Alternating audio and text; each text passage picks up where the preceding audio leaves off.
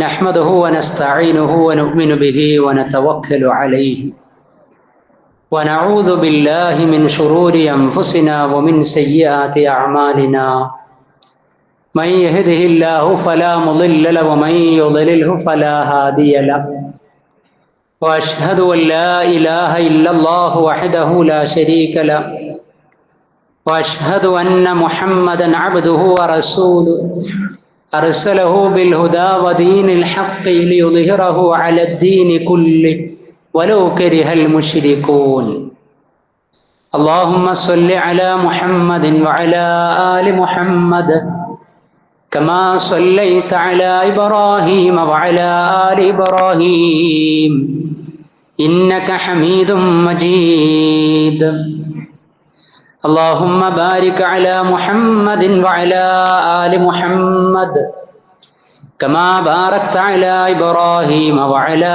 آل إبراهيم إنك حميد مجيد أما بعد فإن أصدق الكلام كلام الله وخير السنن سنن محمد صلى الله عليه وسلم وشر الأمور محدثاتها وكل محدثة بدعة وكل بدعة ضلالة وكل ضلالة في النار يا أيها الذين آمنوا اتقوا الله حق تقاته ولا تموتن إلا وأنتم مسلمون أعوذ بالله من الشيطان الرجيم بسم الله الرحمن الرحيم والذين هاجروا في الله من بعد ما ظلموا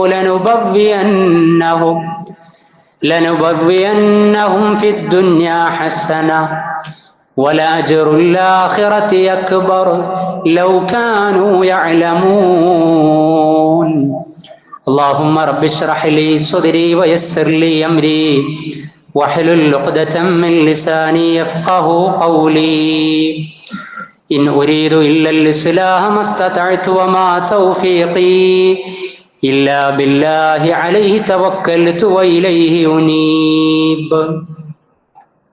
സ്നേഹം നിറഞ്ഞ സഹോദരി സഹോദരന്മാരെ, സത്യവിശ്വാസി വിശ്വാസിനികളെ, പരമകാരുണ്യകനും കരുണാവാരിധിയുമായ പടച്ച റബ്ബിന്റെ പരിശുദ്ധ ദീനുൽ ഇസ്ലാമിന്റെ സർവ വിധിവിലക്കുകളും മുറുകെ പിടിച്ച് ജീവിതത്തിന്റെ എല്ലാ സമയ സന്ദർഭങ്ങളെയും സർവശക്തനായ പടച്ച റബ്ബിനെ സമർപ്പിച്ച് സന്മാർഗത്തിൽ അടിയുറച്ച് സൽക്കർമ്മനിരതമായി ജീവിക്കുന്ന മുവഹിദുകളും മുത്തഖീങ്ങളുമാകുന്ന മുസ്ലിമീങ്ങളിൽ ഉൾപ്പെടണമേ എന്ന് എന്നെയും നിങ്ങളെയും ഒരുമിച്ച് ഉണർത്തുകയാണ്, തഖ്വ കൊണ്ട് വസിയത്ത് ചെയ്യുകയാണ്. അള്ളാഹുവിൻ്റെ ഇഷ്ട ദാസന്മാരിൽ ഉൾപ്പെടുവാനുള്ള മഹാഭാഗ്യം മരിക്കുവോളം അവൻ നമുക്കേവർക്കും നൽകി അനുഗ്രഹിക്കുമാറാകട്ടെ. വലിയ ആരവങ്ങളൊന്നുമില്ലാതെ ഒരു പുതുവർഷം നമ്മിലേക്ക് കടന്നു വരികയാണ്. 1445 ഹിജറ വർഷം 3-4 ദിവസങ്ങൾക്കുള്ളിൽ 1446 മാറുകയാണ്. അഥവാ ആത്മീയമായ അനുഷ്ഠാന പരതയുള്ള ആരാധനകളുമായി ബന്ധപ്പെട്ടുകൊണ്ടുള്ള ഒരു ആത്മീയ വർഷം നമ്മുടെ ഐഹിക ജീവിതത്തിൽ നിന്ന് കൊഴിഞ്ഞു പോകുന്നു എന്നാണ് അതിൻ്റെ സാരം.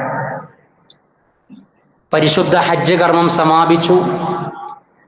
അതേപോലെ തന്നെ റമദാനും നമ്മിൽ നിന്ന് യാത്രയായി.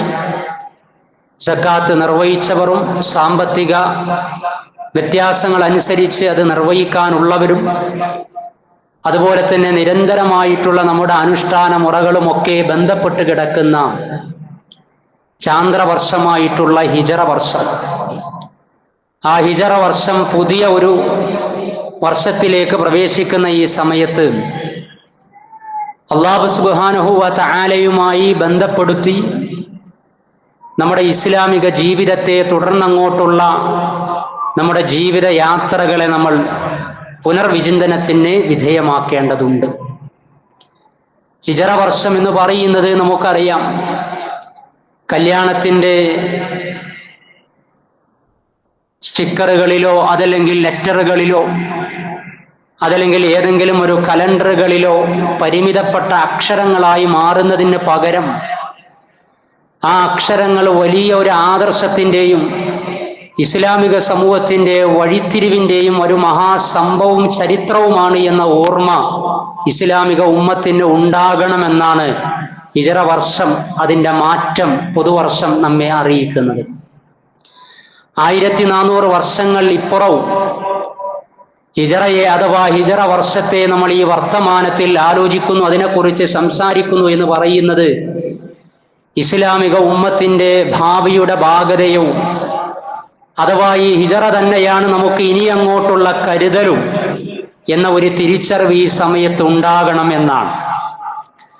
പല സമൂഹങ്ങൾക്കും പല മതവിഭാഗങ്ങൾക്കും ഒക്കെ അവരുടേതായ കാലഗണനയ്ക്ക് വേണ്ടിയിട്ട് ഉപയോഗപ്പെടുത്തുന്ന കലണ്ടർ സിസ്റ്റം ഉണ്ട് എങ്കിൽ ഇസ്ലാമിക ഉമ്മത്തിന്റെ കലണ്ടർ സിസ്റ്റമാണ് ഹിജ്രി കലണ്ടർ അല്ലെങ്കിൽ ഹിജറ കലണ്ടർ. നമ്മൾ അറബി മാസങ്ങൾ ക്ലിപ്തപ്പെടുത്തിയിട്ടുള്ള 60 വർഷം എന്നൊക്കെ നമ്മൾ പറയുന്നത്. ഇസ്ലാമിക ചരിത്രത്തിൽ പ്രവാചകൻ സല്ലല്ലാഹു അലൈഹി വസല്ലമക്ക് ശേഷം പ്രവാചക പിൻഗാമികളിൽ രണ്ടാമനായ ഖലീഫ ഉമർ ബിൻ ഖത്താബ് റളിയല്ലാഹു അൻഹു ഭരണം നടത്തുന്ന കാലം ഇറാഖിലെ ബസ്രയിലെ ഗവർണർ അബൂ മൂസൽ അശ്അരി റളിയല്ലാഹു അൻഹു ഉമർ റളിയല്ലാഹു അൻഹുവിനെ കത്തയക്കുകയാണ്.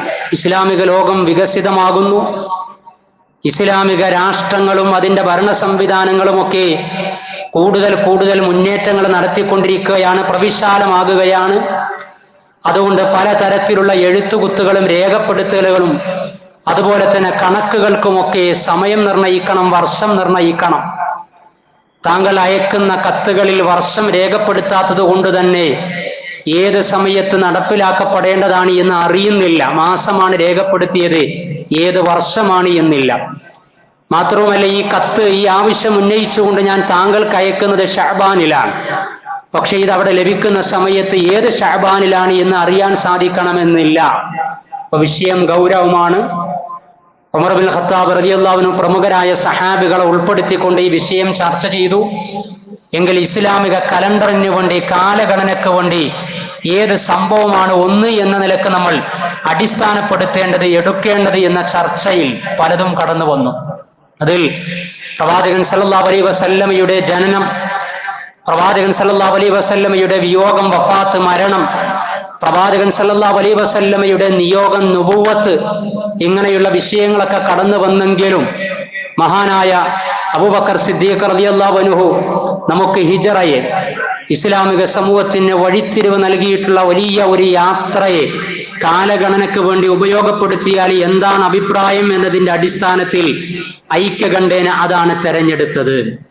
മക്കയിൽ നിന്ന് മദീനയിലേക്ക് ഇസ്ലാമിക ഉമ്മത്ത് നടത്തിയിട്ടുള്ള പലായനം, യാത്ര, ആ യാത്രയാകട്ടെ ഹിജറ 1 എന്ന നിലക്ക് കാലഗണനയ്ക്ക് വേണ്ടി നമുക്ക് ഉപയോഗപ്പെടുത്താം.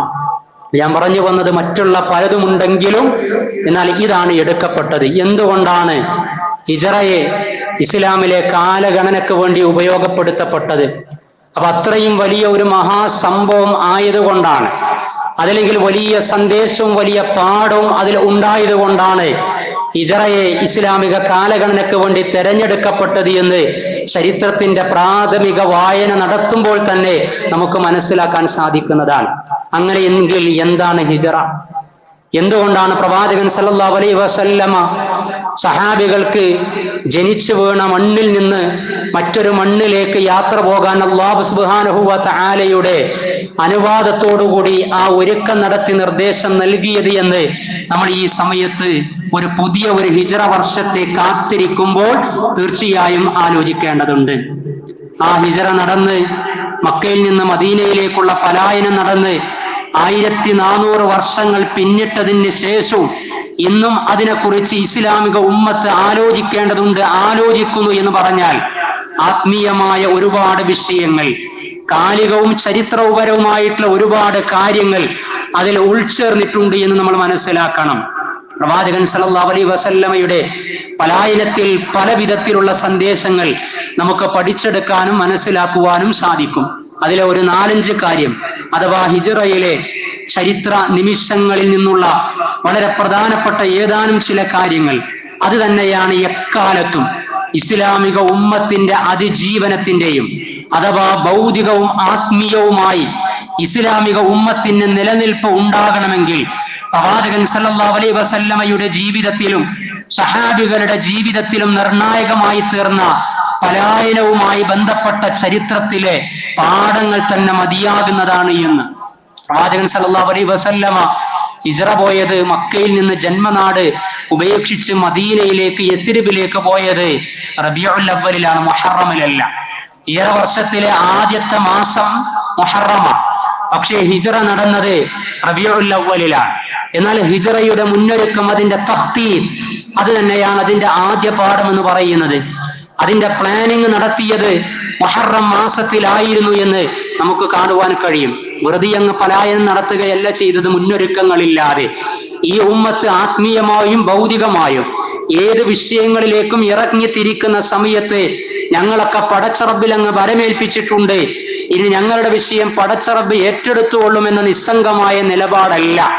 കാര്യകാരണ ബന്ധങ്ങൾക്കുള്ളിൽ ഭൗതികമായ എല്ലാ കാര്യങ്ങളും സംവിധാനിച്ച് കരുതലോടെ അങ്ങേയറ്റത്തെ ആസൂത്രണത്തോടെ അല്ലാഹു സുബ്ഹാനഹു വ തആല നൽകിയിട്ടുള്ള സർവ്വസന്നാഹങ്ങളെയും സർവ്വ സംവിധാനങ്ങളെയും ഒക്കെ സ്വരുക്കൂട്ടിയതിന് ശേഷമാണ് അഭൗതികമായ അദൃശ്യമായി അത്ഭുതകരമായ അള്ളാഹുവിന്റെ സഹായത്തിന് ഇസ്ലാമിക ഉമ്മത്ത് അർഹത നേടുകയുള്ളൂ എന്ന വലിയ പാഠം ഹിജ്റ നമുക്ക് സമ്മാനിക്കുകയാണ്. അതല്ല എങ്കിൽ പ്രവാചകനെ സംബന്ധിച്ചിടത്തോളം അതിന്റെ മുമ്പ് മക്കയിൽ നടന്ന ഇസ്രാ മിഅ്റാജ്, മക്കയിൽ നിന്ന് ബൈത്തുൽ മഖ്ദിസിലേക്ക് പലായനം യാത്ര ചെയ്യിച്ചിട്ടുണ്ട്. ബൈത്തുൽ മഖ്ദിസിൽ നിന്ന് ഏഴാം ആകാശത്തേക്ക്, ആകാശ ലോകങ്ങളിലേക്ക് ആകാശാരോഹണം നടത്തിയ മിഅ്റാജ് നടന്നിട്ടുണ്ട്. പ്രവാചകൻ സല്ലല്ലാഹു അലൈഹി വസല്ലമ അത് അനുഭവിച്ചറിഞ്ഞിട്ടുണ്ട്.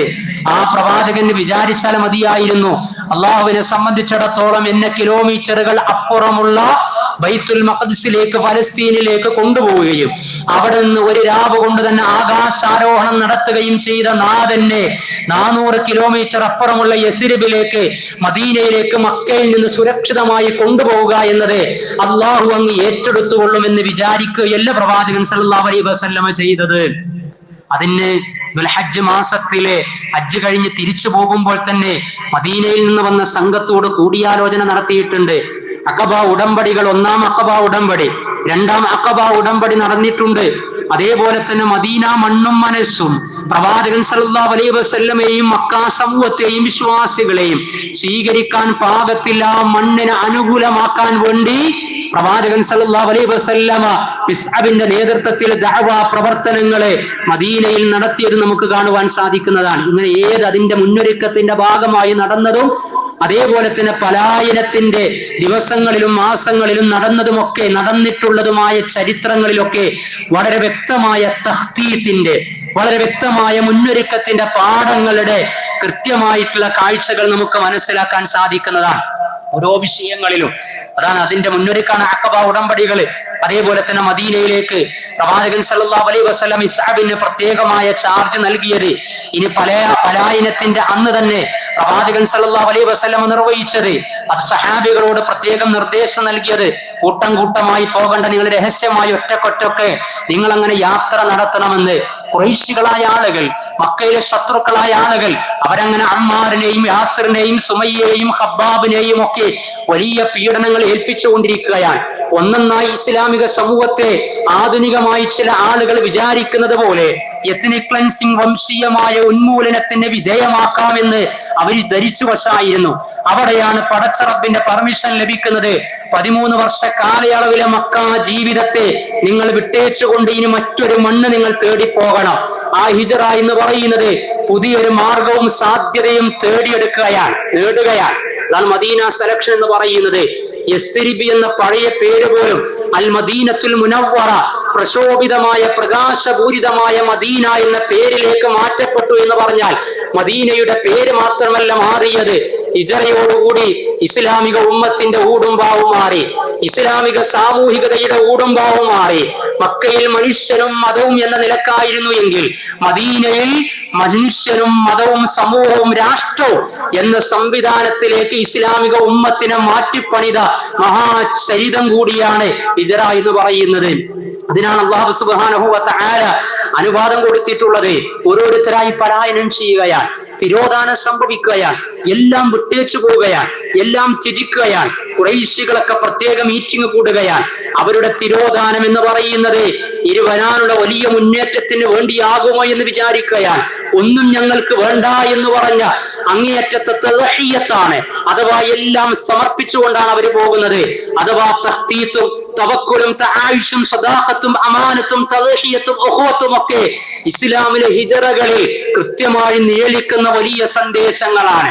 സുഹൈബ് റളിയല്ലാഹു അൻഹു അദ്ദേഹത്തെ പിടിച്ചു വെക്കുകയാണ്. സുഹൈബ് റൂമിയെ റോമയിൽ നിന്ന് മക്കയിലേക്ക് വന്ന് ഒന്നുമില്ലാതെ വന്ന് പിന്നീട് പടച്ച റബ്ബിന്റെ തൗഫീഖ് കൊണ്ട് കച്ചവടം തുടങ്ങി വലിയ കച്ചവടക്കാരനായി മാറിയ സുഹൈബ് റളിയല്ലാഹു അൻഹു യാത്ര തിരിക്കാനിരിക്കുകയാണ്.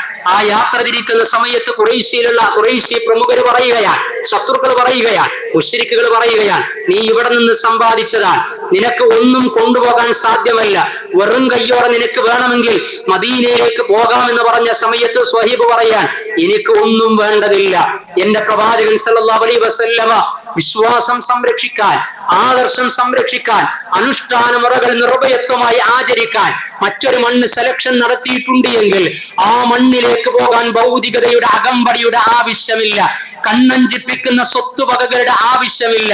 നിങ്ങളൊന്നും കാണാത്ത ആത്മീയമായ ഒരു പാതയം പലായനം ചെയ്യുന്ന ഞങ്ങളുടെ കൈകളിലുണ്ട് എന്ന് പറയാതെ പങ്കുവച്ച് പലായനം ചെയ്ത സഹാബ കിറാമിനെ, മുഹാജിറുകളെ ഈ സമയത്ത് നമ്മുടെ മനസ്സിലേക്ക് നമ്മൾ കൊണ്ടുവരണം. നമ്മളൊക്കെ അല്ലാഹു സുബ്ഹാനഹു വ തആലയുടെ ദീനിന്റെ വിഷയത്തിൽ അനുകൂലമായ സാമൂഹിക ഘടനയിൽ ജീവിക്കുമ്പോൾ ഉപജീവനവും അതേപോലെ തന്നെ കച്ചവടവും മറ്റ് വ്യവഹാരങ്ങളിലും ഹറാമിൽ നിന്ന്, പലിശയിൽ നിന്ന് മാറി നിൽക്കണം, അതിൽ നിന്ന് പലായനം ചെയ്യണമെന്ന് പറയുമ്പോൾ അതിൽ നിന്ന് പോലും പലായനം ചെയ്യാൻ പറ്റാത്ത വിധത്തിലാകുമ്പോ ഹലാലായി സമ്പാദിച്ച സർവ്വസമ്പത്തും സർവ്വ സ്വത്തുവകകളും മക്കയിൽ ഇട്ടേച്ചുകൊണ്ടാണ് സ്വഹീബിനെ പോലെയുള്ള കച്ചവടക്കാരും സഹാബികളും മദീനയിലേക്ക് യാത്ര തിരിക്കുന്നത്.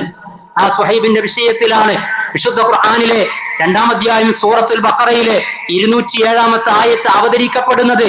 അല്ലാഹു സുബ്ഹാനഹു വ തആലയുടെ റിള പ്രതീക്ഷിച്ചുകൊണ്ട്, അല്ലാഹു സുബ്ഹാനഹു വ തആലയുടെ തൃപ്തി മാത്രം ആഗ്രഹിച്ചുകൊണ്ട് പലായനം ചെയ്ത ആളുകൾ എക്കാലത്തും നിങ്ങൾക്ക് മാതൃകയാണ് എന്ന് 2-ാം അധ്യായം സൂറത്തുൽ ബഖറയിലെ 207-ാമത്തെ ആയത്തിൽ ഇബ്തിഗാഅ മർളാത്തില്ലാഹ്, അത് മാത്രം ആഗ്രഹിച്ചുകൊണ്ടാണ് അവര് പോകുന്നത്.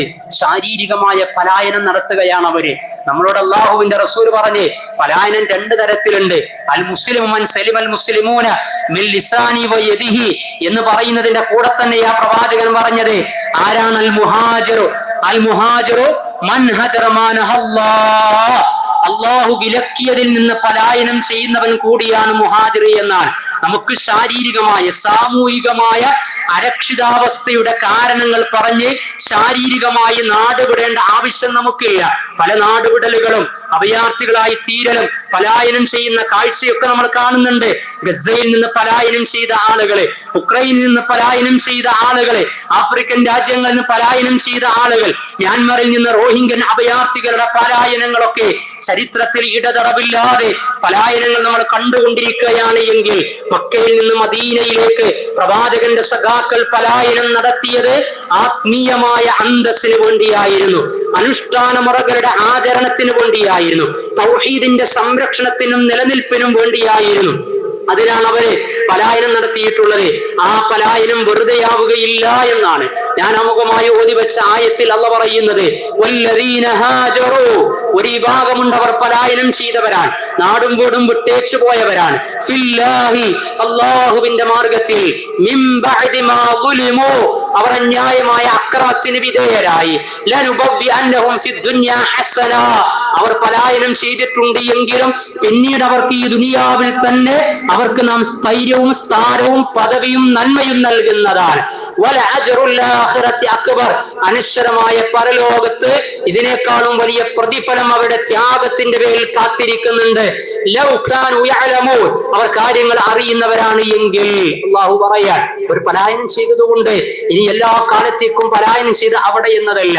ഞാൻ നേരത്തെ പറഞ്ഞ കണ്ടീഷൻ ഒന്നൊന്നായി പലായനത്തിന്റെ മർമ്മവും ധർമ്മവും അങ്ങേയറ്റത്ത് ഇഖ്ലാസും പാലിച്ചുകൊണ്ട് നാട് വിട്ടേച്ചു പോയി കഴിഞ്ഞാൽ ആത്യന്തികമായി ഉമ്മത്തിന് രക്ഷ ലഭിക്കുമെന്ന് ഹിജ്റയിലൂടെ ആ ഹിജ്റക്ക് ശേഷമുള്ള പിരീഡിലൂടെ മക്കാ വിജയത്തിലൂടെ മദീനയിലേക്ക് വന്നതിലൂടെ മദീനയിൽ നിന്ന് മക്കയിലേക്ക് തിരിച്ചു വന്നതിലൂടെ അതേപോലെ തന്നെ മദീനയിലേക്ക് എത്തിയതിന് ശേഷം ഇസ്ലാമിക ഉമ്മത്തിന് ലഭിച്ച നിഅമത്തുകളിലൂടെ അല്ലാഹു സുബ്ഹാനഹു വ തആല ഹസനത്ത് നൽകുമെന്ന് പറയുന്ന വാഗ്ദാനം വെറുതെ പറഞ്ഞതല്ല എന്ന് മനസ്സിലാക്കാൻ കഴിയും. അവരല്ല പറഞ്ഞതുപോലെ അവർ ആ ദൗത്യം നിർവഹിച്ചു, ആ കർമ്മം നിർവഹിച്ചു. ഒഴിവാക്കേണ്ടതെല്ലാം അവർ ഒഴിവാക്കി. അതാണ് സ്വന്തത്തിന് ആവശ്യമുള്ളതൊക്കെ അല്ലെ, ഭൗതികമായി സമ്പാദിച്ചതൊക്കെ അനശ്വരമായ ആവശ്യത്തിന് വേണ്ടി ഉപേക്ഷിച്ചുകൊണ്ട് അവർ പലായനം ചെയ്തു. 9-ാം അധ്യായം സൂറത്തു തൗബയിലെ 20-ാമത്തെ ആയത്തിലും അല്ലദീന ആമനു, വിശ്വസിച്ച ആളുകൾ, വഹാജറു, അവരതാ പലായനം ചെയ്യുകയാണ്, വജാഹദു, അള്ളാന്റെ മാർഗത്തിൽ ധർമ്മസമരം ചെയ്യുകയാണ്, ഫീ സബീലില്ലാ, അള്ളാന്റെ വഴിച്ചാരയിൽ, ബിഅംവാലിഹിം, സമ്പത്ത് കൊണ്ട്, വഅൻഫുസിഹിം, ശരീരം കൊണ്ട്, അഅ്ളമു ദറജ, അവർക്ക് അള്ളാന്റെ സവിധത്തിൽ വലിയ ദറജയുണ്ട്, പദവിയുണ്ട്, വഉലൈക ഹുമുൽ ഫായിസൂൻ, അവർ തന്നെയാണ് വിജയികൾ. പ്രത്യക്ഷമായി നോക്കിക്കഴിഞ്ഞാൽ അവർ പലായനം ചെയ്യുന്നത് കൊണ്ട് ഭൗതികമായ കഷ്ടതകൾ, നഷ്ടങ്ങൾ എന്ന് നമ്മൾ വിചാരിക്കും. എന്നാൽ ആത്മീയമായി ആത്യന്തികമായി അത് ഖൈറായി തീരുന്നതാണ്. അത് ഇന്ന് ഈ കാലത്ത് അങ്ങേയറ്റത്തെ പീഡന താടനങ്ങൾ സഹിച്ച് മിസൈലുകളിൽ നിന്ന് രക്ഷ തേടിക്കൊണ്ട് പലായനം ചെയ്യുന്ന ഗസയിലെ നിസ്സഹായരായ അഭയാർത്ഥികളും അല്ലാഹു സുബ്ഹാനഹു വ തആല പലായനവുമായി നാടുവിടുന്നതുമായി ബന്ധപ്പെട്ടുകൊണ്ട് ആത്മീയമായും ഭൗതികമായും പറഞ്ഞ പ്ലാനിങ്ങുകളും കണ്ടീഷനുകളും പാലിച്ചു കഴിഞ്ഞാൽ അല്ലാഹു സുബ്ഹാനഹു വ തആല ഫൗസ്, വിജയം നൽകുന്നതാണ്. അത് ലഭിക്കണമെങ്കിൽ അതിൻ്റെതായ ആസൂത്രണം, അതിൻ്റെതായ പ്ലാനിങ്, അങ്ങേയറ്റത്തെ തവക്കുൽ തീർച്ചയായും ഇതുണ്ടാകണം. അതേപോലെ തന്നെ പറഞ്ഞു വന്ന ഹിജ്റ, മാനസികമായ ഹിജ്റ ആദ്യം നടത്തുകയും വേണം. മക്കയിൽ നിന്ന് മദീനയിലേക്ക് നിങ്ങൾ നാടുവിടണം, സ്വത്തും സമ്പത്തും കുടുംബവും എല്ലാം വിട്ടേച്ച് പോകണമെന്ന് സഹാബികളോട് പറഞ്ഞ സമയത്ത് അവർക്കത് ഏറ്റെടുക്കാൻ സാധിച്ചത് മാനസികമായ ഹിജ്റ അവർ പണ്ടേ നടത്തിയത് കൊണ്ടാണ്. ഹിജ്റത്തുൻ ബദനിയയും ഹിജ്റത്തുൻ നഫ്സിയയും ഉണ്ട്. മാനസികമായ ഹിജ്റയിൽ അള്ള വിലക്കിയതിൽ നിന്ന്, ഹറാമിൽ നിന്ന്, ശിർക്കിൽ നിന്ന്, അനാചാരങ്ങളിൽ നിന്ന്, സാമ്പത്തിക അധർമ്മങ്ങളിൽ നിന്ന്, സർവ്വ തിന്മകളിൽ നിന്നും അള്ളാഹു എന്തൊക്കെ വിലക്കിയിട്ടുണ്ടോ അതിൽ നിന്നൊക്കെ മാറി സഞ്ചരിക്കാൻ പാകത്തിലുള്ള മാനസികാവസ്ഥയിലേക്ക്, ഇസ്ലാമിക തസ്കിയത്തിലേക്ക് എത്തിയ ആ വിഭാഗത്തോട്, ആ ഉമ്മത്തിനോട്, സഹാബികളോട് നിങ്ങൾ നാട് വിടണമെന്ന് പറഞ്ഞപ്പോ അവർക്ക് മറ്റൊന്ന് മറുത്ത് പറയാനോ ചിന്തിക്കാനോ ഉണ്ടായിരുന്നില്ല. അവർ ശാരീരിക ചലനത്തിന് വേണ്ടി അഥവാ മാറ്റത്തിന് വേണ്ടി അവർ കാത്തിരിക്കുന്നത് പോലെയാണ് അവർ പലായനം നടത്തിയത്. എല്ലാ ഒരുക്കങ്ങളും നടത്തി പ്രവാചകൻ സല്ലല്ലാഹു അലൈഹി വസല്ലമ ആ തഖ്തീത്ത് ഭംഗിയാക്കി. പ്രവാചകന്റെ ജീവൻ പണയപ്പെട്ട സമയത്ത് അല്ലാഹു സുബ്ഹാനഹു വ തആലയുടെ നിർദ്ദേശം അനുസരിച്ച് ഭൗതികമായി ചെയ്യേണ്ട നടപടിക്രമങ്ങൾ പൂർത്തിയാക്കി തന്റെ വിരിപ്പിൽ അലി ഇബ്നു അബീ ത്വാലിബ് റളിയല്ലാഹു അൻഹുവിനെയാണ് കിടത്തിയത്. എന്നിട്ടാണ് പ്രവാചകൻ സല്ലല്ലാഹു അലൈഹി വസല്ലം പോകുന്നത്. ആ പോകുന്ന വഴികളിലൊക്കെ സാധാരണ മക്കയിൽ നിന്ന് മദീനയിലേക്ക് പോകുന്ന വഴി പിന്നെ സാധാരണ പോകുന്ന വഴിയിൽ നിന്ന് വ്യത്യസ്തമായി കൊണ്ട് മറ്റൊരു വഴിയാണ് സ്വീകരിച്ചത്. ആ വഴിയിലൂടെ പോകാനുള്ള കാരണം പെട്ടെന്ന് പിടിക്കപ്പെടാതിരിക്കാൻ വേണ്ടി 3ലധികം ദിവസം സൗർ ഗുഹയിൽ അവര് താമസിക്കുകയാണ്. തന്റെ കൂടെ അനുയായിയായി സിദ്ദീഖുൽ അക്ബർ റളിയല്ലാഹു അൻഹുവിനെ കൂട്ടുകയാണ്. അസ്സദാഖ, ഇന്നേവരെ ലോകം കണ്ടിട്ടില്ലാത്ത മനോഹരമായ ആത്മീയതയുടെ അതിജീവനത്തിന്റെ ഒരു സൗഹൃദം സിദ്ദീഖുൽ അക്ബറും പ്രവാചകൻ സല്ലല്ലാഹു അലൈഹി വസല്ലമയും തമ്മിലുള്ള ബന്ധത്തിലൂടെ കാണുകയാണ്. അവർ ആ ഗുഹയിൽ ഇരിക്കുമ്പോ ഗുഹാമുഖത്ത് ശത്രുക്കളുടെ നിഴലാട്ടം ഒച്ച കണ്ട സമയത്ത് സിദ്ദീഖുൽ അക്ബർ പേടിച്ചുപോയി, പ്രവാചകൻ പിടിക്കപ്പെടുമോ എന്ന്. ആ സമയത്ത് പ്രവാചകൻ പങ്കുവച്ചത് പിന്നീട് വിശുദ്ധ ഖുർആൻ നമ്മോട് അറിയിച്ചത് സൂറത്ത് ശുഅറായിൽ ഇദ്ഹുമാ ഫിൽ ഗാരി, ആ രണ്ടുപേരും ഗുഹയിൽ രണ്ടുപേരും ഒറ്റക്കായ സമയത്ത് അവിടെ അവർക്ക് ഭയപ്പാടുണ്ടായി ഉണ്ടായപ്പോ ശത്രുക്കൾ പിടിക്കപ്പെടുമോ എന്ന് സിദ്ദീഖുൽ അക്ബർ പ്രവാചകനോട് ചോദിച്ചപ്പോ ലാ തഹ്സൻ, ദുഃഖിക്കണ്ട, ഭയപ്പെടണ്ട, ഇന്നല്ലാഹ മഅനാ, അള്ളാഹു നമ്മുടെ കൂടെയുണ്ട് എന്നാണ്. അത് വെറും ഒരു സൗർ ഗുഹയിൽ മാത്രമുള്ള ഒരു സന്ദേശമല്ല. ഇസ്ലാമിക ഉമ്മത്ത് എന്ന് അരക്ഷിതമാകുന്നുവോ, എന്ന് ദുഃഖിക്കുന്നുവോ, എന്ന് പ്രയാസപ്പെടുന്നുവോ, നമ്മുടെ രണ്ടാളാണ് എങ്കിൽ അതിൽ മൂന്നാമതായി പടച്ചറബുണ്ട്. നമ്മളും നമ്മുടെ ഇണയും പരീക്ഷണത്തിലാണ് എങ്കിൽ ഒറ്റക്കല്ല, പടച്ചറബ് കൂടെയുണ്ട്. നമ്മളും നമ്മുടെ മകനും തമ്മിൽ കുടുംബത്തിൽ പരീക്ഷണത്തിലാണ് എങ്കിൽ പടച്ചറബ് കൂടെയുണ്ട്. രണ്ട് പാർട്ട്ണറായി രണ്ടുപേര് കച്ചവടം നടത്തി അങ്ങേയറ്റത്തെ പ്രയാസങ്ങളിലും പരീക്ഷണങ്ങളിലും പ്രതിബന്ധങ്ങളിലുമാണ് എങ്കിൽ, ഹലാലാണ് എങ്കിൽ മൂന്നാമതായി പടച്ചറബ് കൂടെയുണ്ട്. ഇങ്ങനെ പല മാനങ്ങളിലേക്കും പല സാധ്യതകളിലേക്കും കൊണ്ടുപോകാൻ കഴിയുന്ന തവക്കുലിന്റെ വല്ലാത്ത പ്രയോഗമാണ് ലാ തഹ്സൻ ഇന്നല്ലാഹ മഅനാ, ദുഃഖിക്കരുത്, അല്ലാഹ് കൂടെയുണ്ട് എന്നത്. അത് ഹിജ്റയുടെ തവക്കുലിന്റെ പാഠമാണ്. അതേപോലെ തന്നെ തആയിഷ്, അങ്ങേയറ്റത്തെ സഹവർത്തനം പ്രവാചകൻ സല്ലല്ലാഹു അലൈഹി വസല്ലമ കാണിച്ചു.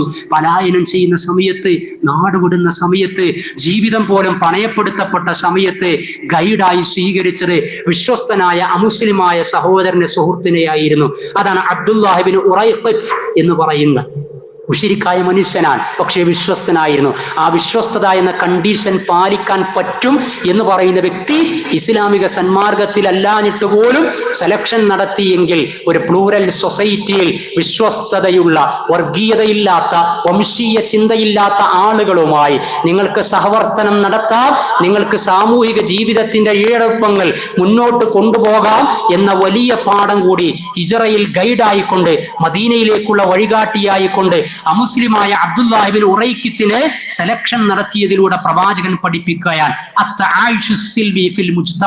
സമൂഹത്തിൽ ഉണ്ടാകേണ്ട അനിവാര്യമായ സഹവർത്തനത്തെ കുറിച്ച്. അതേപോലെ തന്നെ അമാനത്തിന്റെ വിഷയം പ്രവാചകൻ പലായനം ചെയ്യുന്നതിന്റെ മുമ്പ് തന്നിൽ ഏൽപ്പിച്ച സ്വത്തുവകകളൊക്കെ ആരിൽ നിന്നാണ് ഏറ്റെടുത്തത് എങ്കിൽ അവർക്ക് തിരിച്ചു കൊടുക്കാൻ വേണ്ടിയിട്ട് പ്രവാചകൻ സല്ലല്ലാഹു അലൈഹി വസല്ലമ അലി റളിയല്ലാഹു അൻഹു ചുമതല കൊടുത്തു. ഏതായാലും ഈ നാട്ടുകാരനെ പുറത്താക്കാൻ, പിന്നെ ആ നാട്ടുകാരനിൽ നിന്ന് ഞാൻ ഏറ്റെടുത്ത അമാനത്ത് സ്വത്തുക്കളുമായി പോകാം എന്നല്ല വിചാരിച്ചത്. അത് ഈ അമാനത്താണ്, അത് വിശ്വസ്തതയാണ്, ഏൽപ്പിക്കപ്പെട്ട മുതലാണ്. അതിന്റെ ആളുകൾക്ക് തന്നെ പോകുന്നതിന് മുമ്പ് തിരിച്ചു കൊടുക്കണം. നമ്മളും പലായനമല്ലെങ്കിലും പല യാത്രകളും നടത്താറുണ്ട്. ആ യാത്രകളിലൊക്കെ നമ്മുടെ സാമ്പത്തിക ഇടപാടുകളും അനാമത്ത് മുതലുകളും അമാനത്തുകളുമായി ബന്ധപ്പെട്ട് നമ്മളൊക്കെ നിർവഹിക്കാറുള്ള കാര്യം കൂടി ഇതിനോട് ചേർത്ത് വായിക്കേണ്ടതുണ്ട്. അതേപോലെ അൽ ഉഖുവ, അങ്ങേയറ്റത്തെ സാഹോദര്യം. പ്രവാചകൻ സല്ലല്ലാഹു അലൈഹി വസല്ലമ മദീനയിലെത്തിയപ്പോ ആ മദീനയിലുള്ള ആളുകളാണ് പിന്നീട് അൻസാറുകൾ എന്ന പേരിൽ അറിയപ്പെട്ടത്. ഹജ്ജിനും ഉംറക്കൊക്കെ പോകുമ്പോ മക്കയിൽ നിന്ന് മദീനയിൽ സന്ദർശനം നടത്തുമ്പോൾ മദീനയുടെ ഗന്ധത്തിനൊരു സവിശേഷതയുണ്ട്. മദീനയിലെ സഹാബികൾക്ക് മറ്റൊരു മാറ്റൊലിയും പ്രത്യേകതയും ഉണ്ട് എന്ന് പറയാറുണ്ട്. മക്കയും മദീനയും വിഭിന്നമാണ് എന്ന് പറയാറുണ്ട്. അഥവാ മദീന എന്ന് പറയുന്നത് പലായനം ചെയ്തു വരുന്ന മുഹാജിറുകളായ അൻസാറുകളെ എല്ലാം പകുത്തു കൊടുത്തുകൊണ്ട് സ്വീകരിച്ച അങ്ങേയറ്റത്തെ സഹായത്തിന്റെ, സാഹോദര്യത്തിന്റെ, ഇസ്ലാമിക ഉമ്മത്തിന്റെ ഐക്യബോധത്തിന്റെ ഊട്ടിയുറപ്പിക്കലിന്റെ അതിശക്തമാവും അതിമനോഹരവുമായ ചരിത്ര നിമിഷമാണ് മദീന പഠിപ്പിക്കുന്നത്, അൻസാറുകൾ പഠിപ്പിക്കുന്നത്. കൃഷിയിടങ്ങൾ പകുത്തുകൊടുത്തു. ഭാര്യമാരിൽ നിന്ന് പോലും മൊഴി ചൊല്ലി വന്ന മുഹാജിറുകൾക്ക് കല്യാണം കഴിക്കുവാനുള്ള അവസരം ഉണ്ടാക്കി കൊടുത്തു. കച്ചവടത്തിൽ പങ്കുചേർത്തു. ഇങ്ങനെ പരസ്പരം പകുത്തുകൊടുത്ത് ഇന്നമൽ മുഅ്മിനൂന ഇഖ്വ എന്നത് ആർക്കെങ്കിലും എവിടെയെങ്കിലും കാണാതെ പോകുന്നുണ്ട് എങ്കിൽ ചെറിയ ചെറിയ കാര്യങ്ങളും കാരണങ്ങളും പറഞ്ഞ് ഇസ്ലാമിക ഉമ്മത്തിൽ പരസ്പരം പഴിചാരി വിള്ളൽ വരുത്തി മുന്നോട്ട് പോകുന്ന ആളുകൾ സന്നിഗ്ധമായി സമകാലിക ലോകത്ത് ഇസ്ലാമിക ഉമ്മത്തിന്റെ രക്ഷ മദീനയിലേക്ക് നമ്മൾ തിരിച്ചുപോയി മുഹാജിറുകളും അൻസാറുകളും തമ്മിൽ പരസ്പരം ജീവിച്ച ആ സാഹോദര്യ ജീവിതത്തെ വീണ്ടെടുക്കണം എന്നുകൂടി പഠിപ്പിക്കുകയാണ്. ഇങ്ങനെ തഖ്തീത്തിന്റെ, പ്ലാനിങ്ങിന്റെ, തവക്കുലിന്റെ, അള്ളാഹുവിൽ വരമേൽപ്പിക്കലിന്റെ, അത്തആയിഷ് അഥവാ നോൺ മുസ്ലിം സൗഹൃദത്തിന്റെ, അസ്സദാഖ രണ്ടുപേർ തമ്മിലുള്ള ആത്മീയമായ സുഹൃത്ത് ബന്ധത്തിന്റെ, അമാനത്ത് ഏറ്റവും ഭംഗിയായിട്ട് നിർവഹിച്ചതിന്റെ, അത്തളഹിയത്ത് എല്ലാം വിട്ടേച്ചുകൊണ്ട് മറ്റൊരു നാട് സെലക്ഷൻ നടത്തിയതിന്റെ, അൽ ഉഖുവ ഇസ്ലാമിക ഉമ്മത്തിൽ അനിവാര്യമായി ഉണ്ടായിരിക്കേണ്ട സാഹോദര്യം പൂത്തുലഞ്ഞ വലിയ ഒരു ചരിത്രമാണ് ഹിജ്റ എന്ന് പറയുന്നത്. അതുകൊണ്ടാണ് ആ ഹിജ്റയെ തന്നെ ഇസ്ലാമിക കാലഗണനക്ക് വേണ്ടിയിട്ട് ഉമർ റളിയല്ലാഹു അൻഹുവിന്റെ കാലത്ത് സെലക്ഷൻ നടത്തിയിട്ടുള്ളത്. ഈ ചരിത്രം പറയാനുള്ളതല്ല. ഇതിന്റെ ആവർത്തനവും ഇതിന്റെ ആവിഷ്കാരവും എവിടെയെല്ലാമാണോ വേണ്ടത് അത് നടത്താൻ വേണ്ടിയാകട്ടെ ഈ പുതുവർഷത്തിലേക്ക് പ്രവേശിക്കുന്ന സമയത്ത് നമ്മുടെ പ്രഥമവും പ്രധാനവുമായ ചിന്ത അള്ളാഹു നമ്മെ അനുഗ്രഹിക്കുമാറാകട്ടെ. അൽഹംദുലില്ലാഹി الذي أنعمنا وأسعدنا بتواريخ النعيمة الخالدة ولهداية النعيمة الخالدة والصلاة والسلام على القائل يا أيها الناس قولوا لا إله إلا الله تفلحوا. സ്നേഹം നിറഞ്ഞ സത്യവിശ്വാസി വിശ്വാസിനികളെ, അള്ളാഹുവിന്റെ വിധിവിലക്കുകൾ ജീവിതത്തിന്റെ എല്ലാ സമയ സന്ദർഭങ്ങളിലും പാലിച്ചുകൊണ്ട് അറിവിന്റെ അടിസ്ഥാനത്തിൽ അങ്ങേയറ്റത്തെ ആത്മാർത്ഥതയോടെ ഇസ്ലാമിക ജീവിതം നയിക്കുന്ന ഉത്ബുദ്ധരിൽ ഉൾപ്പെടണമേ എന്ന് രണ്ടാമതൊരിക്കൽ കൂടി എന്നെയും നിങ്ങളെയും ഉണർത്തുകയാണ്. അള്ളാഹു നമ്മെ അനുഗ്രഹിക്കുമാറാകട്ടെ. ഹിജറ വർഷത്തിലെ ആദ്യത്തെ മാസം മുഹറമാണ്. 12 മാസങ്ങളാണുള്ളത്. അതിൽ ആദ്യത്തെ മാസം മുഹറം. അതും ഈ കലണ്ടർ ചർച്ചയിൽ ഹിജറ സെലക്ഷൻ നടത്തിയപ്പോൾ തന്നെ ചർച്ചയുണ്ടായി ആദ്യ മാസം ഏതാക്കണമെന്ന്. അതിലും ഐക്യകണ്ഠേന രൂപം കൊടുത്തത് ഒരു പവിത്ര മാസം കഴിഞ്ഞ് അടുത്ത പവിത്ര മാസം എന്ന നിലക്ക് മുഹറം തന്നെയാകട്ടെ എന്ന്. അഥവാ ഇസ്ലാമിക ഹിജറ വർഷത്തിലെ 12ാമത്തെ മാസമാണ് ദുൽഹജ്ജ്. അത് പവിത്ര മാസങ്ങളിൽ ഒന്നാണ്. ദുൽഖഅദ്, ദുൽഹജ്ജ്, മുഹറം, റജബ്. വമിൻഹാ അർബഅത്തുൻ ഹുറും, സൂറത്തു തൗബയിൽ പറഞ്ഞ 4 പവിത്ര മാസങ്ങൾ. അപ്പൊ ദുൽഹജ്ജ് 12ാമത്തെ മാസമാണെങ്കിൽ ഇനി 1ാമത്തെ മാസം മുഹറം, അതും പവിത്ര മാസമാകട്ടെ എന്ന്. ഹദീസിൽ ഹിജറ വർഷത്തിലെ 1ാമത്തെ മാസമായ മുഹറമിനെ കുറിച്ച് പറഞ്ഞത് ഷഹ്റുല്ലാഹിൽ മുഹറം എന്നാണ്. അള്ളാഹുവിന്റെ മാസമായ മുഹറം. ആ പദത്തിന്റെ അർത്ഥം തന്നെ പവിത്രമായത് എന്നാണ്. അള്ളാഹുവിന്റെ മാസത്തിലേക്ക് നമ്മൾ ഇതാ കടക്കാനിരിക്കുകയാണ്. ഇത് പവിത്ര മാസമാണ്. ആ പവിത്രത നമുക്കുണ്ടാകണം. പക്ഷേ പല ആളുകളും ഹിജറ വർഷത്തിലെ ആദ്യ മാസമായ മുഹറം മാസത്തിലേക്ക് പ്രവേശിക്കുമ്പോൾ ഈ പവിത്രതയൊക്കെ മാറ്റിവെച്ച് ജൂദായിസത്തിലൂടെ കടന്നു വന്ന ഷിആയിസത്തിലൂടെ പ്രചരിച്ചുകൊണ്ടിരിക്കുന്ന നമ്മുടെ നാട്ടു നടപ്പനുസരിച്ചുള്ള ചില സിസ്റ്റങ്ങളിൽ അകപ്പെട്ട് കഴിഞ്ഞിട്ടുണ്ട്. മുഹറം മാസത്തെ മൊത്തത്തിൽ നഹസായി, ശകുനമായി, നല്ലതല്ലാത്ത ദിവസങ്ങളായി കണക്കാക്കുകയാണ്. വിശിഷ്യ മുഹറം മാസത്തിലെ ആദ്യത്തെ 10 ദിനങ്ങളെ തീർച്ചയായിട്ടും ആ അനാചാരങ്ങളിൽ നിന്ന് അള്ളാഹുവിന്റെ ദീനിന്റെ ശിആറിനെ നമ്മൾ അതിനെതിരായി തീരുന്ന ഇത്തരത്തിലുള്ള അന്ധവിശ്വാസ ചിന്തകളിൽ നിന്ന് തീർച്ചയായിട്ടും മാറി നിൽക്കണം. മുഹറം മാസത്തിലേക്ക് പ്രവേശിച്ച് അതിന്റെ ആദ്യ 10 ദിനങ്ങളിൽ കല്യാണം വേണ്ട, നിക്കാഹ് വേണ്ട, നല്ല കാര്യങ്ങൾ വേണ്ട. വീട് പണി പൂർത്തിയായിട്ടുണ്ട്, ഹൗസ് വാമിങ് ഈ ആദ്യത്തെ 10 തീരട്ടെ എന്ന് പറയാൻ. അതേപോലെ തന്നെ നിക്കാഹിന് ആദ്യത്തെ 10 തീരട്ടെ എന്ന് പറയാൻ.